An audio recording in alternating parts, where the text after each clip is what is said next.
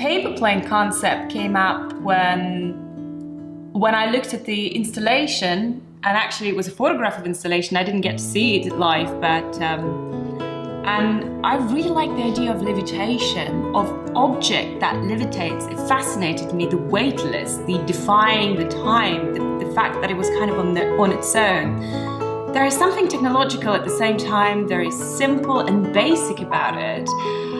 And I kind of like that reference, and I took it from it and I just developed it with watercolor, which I think is a beautiful media to work with. I like the idea that we're all connected, despite the fact that we might not look so.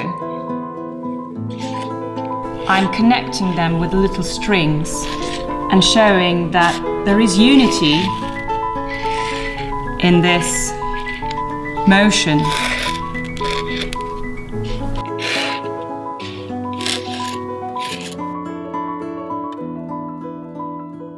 I traveled a lot in my life, so most of my art is one way or another connected with the idea of traveling, of moving from place to place. And I say the whole concept of art for me is not just the place where I work and what I create, but it's also about the time of creation and having to be at the same time in different places, allowing me to travel through the colors and the places where I want to be and where I've already been to, and sharing this with people who actually buy my art. And the feeling is incredible, so I just want to keep doing it.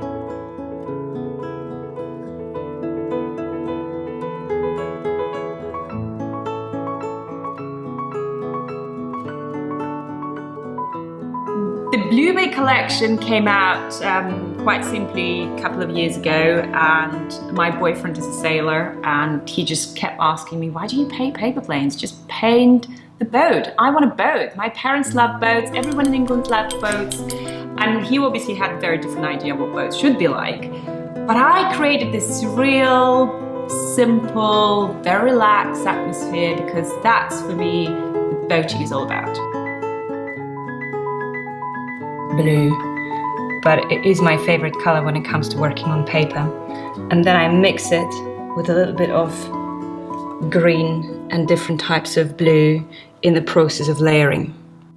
And then lots of water is applied on paper, and then finding the right balance with paper and the way water makes its way on paper.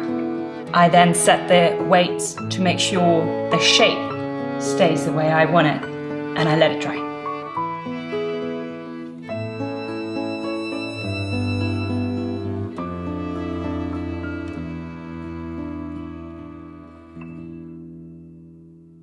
The biggest trick is actually not to touch it after you're happy with the way shape is formed, and just go away and leave it.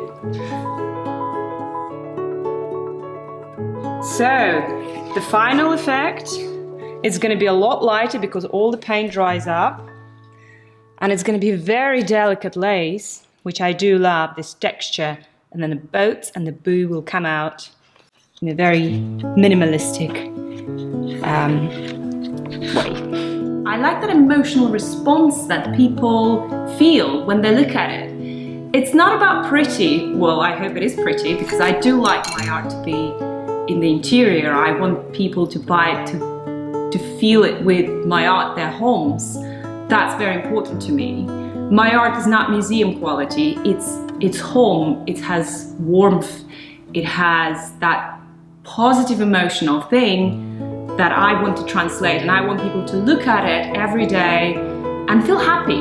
That's what art, for me, that's what it should be about.